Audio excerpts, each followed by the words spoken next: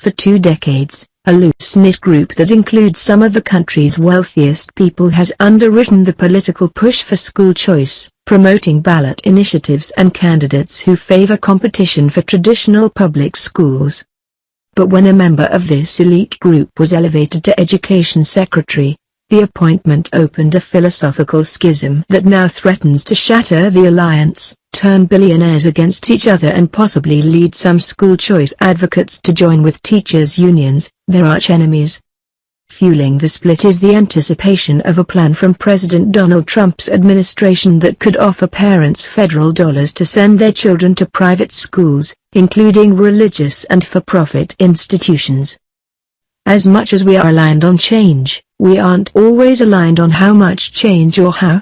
Sometimes we fight, said Daryl Bradford, Executive Vice President of the school reform group 50 CAN.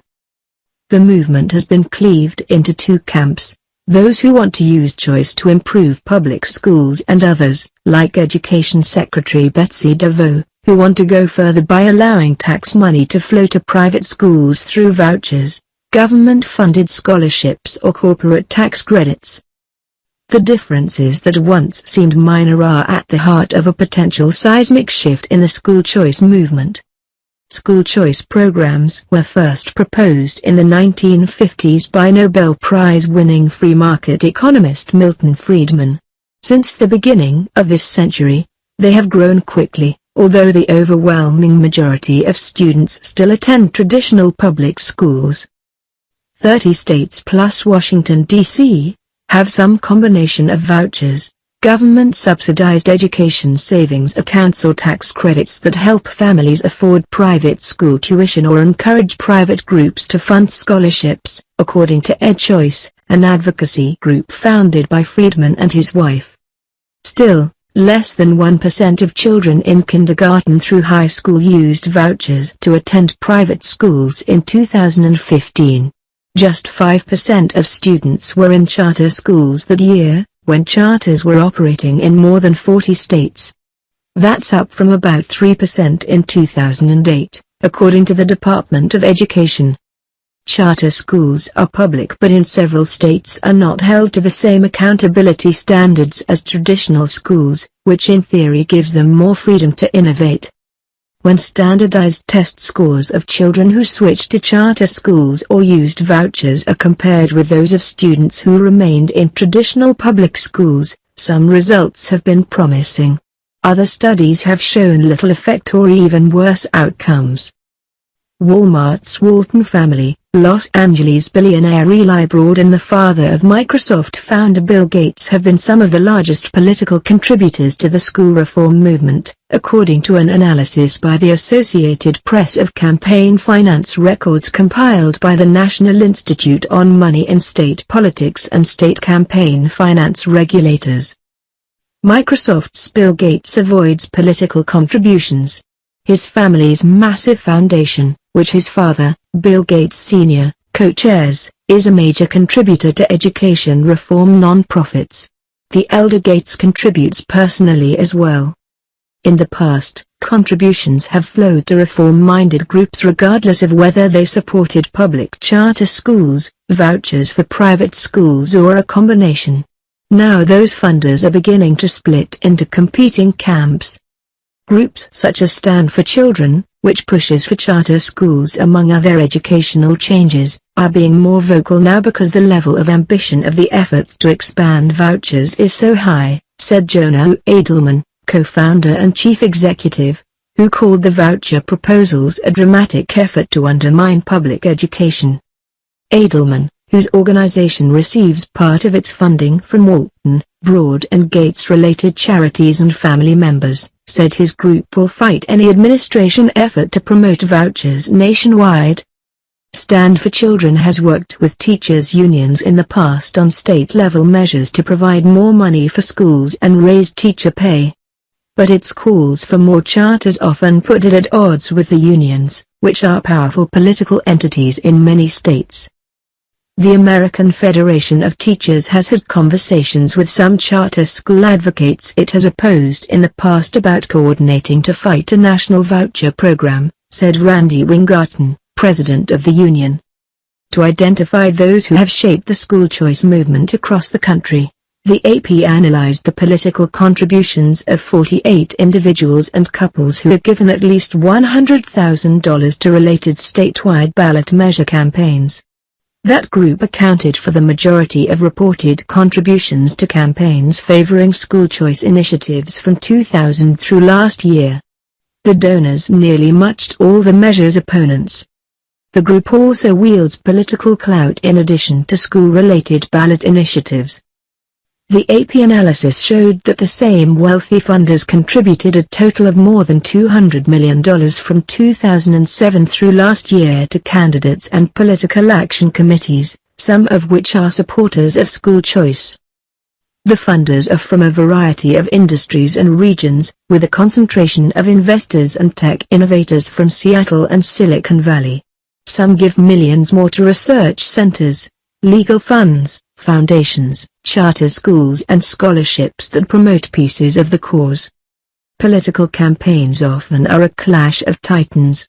The nation's two largest teachers' unions, the National Education Association and American Federation of Teachers, which have 4.5 million members combined, contributed $573 million to campaigns and political action committees over the same 10-year period, much of it designed to counter the spending of the wealthy families and their affiliated groups. Both unions and school choice advocates also made independent political expenditures, which are impossible to tally because the details are not required to be reported in many states. For the past decade, school choice supporters have split over the merits of private school vouchers versus public charter schools, according to William Obendorf, a San Francisco investor, major contributor to the movement and chairman of the American Federation for Children, which was led by DeVoe until last year. He urged all school choice advocates to drop their divisions and support the core belief that choice in any form is a good thing if it lets parents make decisions about what is best for their kids. Most Americans have that already, Obendorf said in an interview. They have that if they have enough money to move to a good school district or send their kids to private school. It's really only poor people who don't have choices.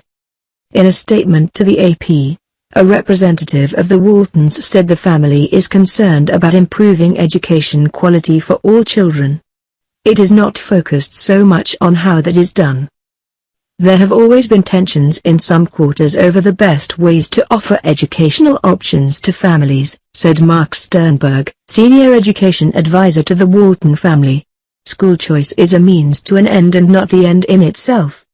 It is about making sure those options, including schools within traditional school systems, offer the kinds of high-quality, diverse educational opportunities so that every child has a real chance to succeed in life.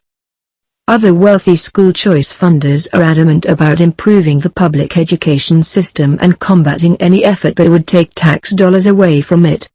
They object to being grouped with the supporters of private school vouchers. Nick Hanwha, a Seattle investor who had an early stake in Amazon and who spent $1 million in 2012 to support a successful ballot measure to allow charters in Washington state, called vouchers a stupid idea. Consider that in the most elite private schools across the country, tuition runs $30,000 to $40,000 a year, he said. No voucher program is a $40,000 per year program. It's a $10,000 per year program, or a $6,000 per year program, which means that voucher advocates aren't serious about delivering high-quality education, he said. They're simply interested in making it cheaper for people who already send their kids to private school to continue to do this. The schism between wealthy funders over private school vouchers became visible earlier this year during the confirmation process for DeVoe, a billionaire heiress who was nominated by Trump for education secretary despite having no experience as a teacher or school administrator. DeVoe attended private religious schools in Michigan. Her children were homeschooled and attended religious schools. Broad, a charter school advocate who has contributed at least $3.7 million since 2007 to political efforts to expand charters, wrote a letter to senators urging them to reject DeVoe, calling her unprepared and unqualified. With DeVos at the helm of the Education Department, much of the good work that has been accomplished to improve public education for all of America's children could be undone, wrote Broad, who declined to be interviewed by the AP. DeVos was confirmed only when Vice President Mike Pence cast the vote to break a 50-50 tie in the Senate. Overstock founder Patrick Byrne, who spent nearly $3 million on a failed 2007 Utah ballot initiative promoting vouchers, said DeVos was an A+. Venture capitalist Timothy Draper, who put $23 million behind a failed attempt to bring vouchers to California in 2000, also had high praise for her. Having someone who really understands choice in education and how helpful that can be, is going to be good for education, Draper said. The sides have been at odds previously, including in Arizona, where in April lawmakers passed and the governor signed a law to expand a voucher program. DeVos American Federation for Children made a total of $500,000 in independent political expenditures in 2014 and 2016. The Anti-Voucher Stand for Children spent $1 million in the state during that span. The Trump administration has not released any details about a voucher plan. But early this month, Trump asked lawmakers to work with him to extend school choice to millions more children, including low-income Hispanics and blacks who deserve the same chance as every other child to live out their dreams and fill up their hearts and be educated at the top level. The outline in his budget proposal calls for $1.4 billion in school choice initiatives, including $250 million to launch a voucher program. That money would come in part from cutting $9 billion from K-12 education, including teacher training and after-school and summer programs. The Trump budget calls for eventually increasing annual school choice funding by $20 billion. It's unclear how much support or opposition such a plan will generate, in part because most people don't know much about the topic. A poll conducted by the Associated Press NORC Center for Public Affairs Research and released this week found that 58% of respondents said they knew little or nothing at all about charter schools and 2/3 reported the same about private school voucher programs. In her first major policy address as Education Secretary, DeVos said allowing parents to decide where their children will be educated is essential, whether they choose homeschooling, traditional schools, magnets, charters, online schools or private schools. I think that the first and the most important measure of accountability to the public is to the parents in general, right? Said DeVos.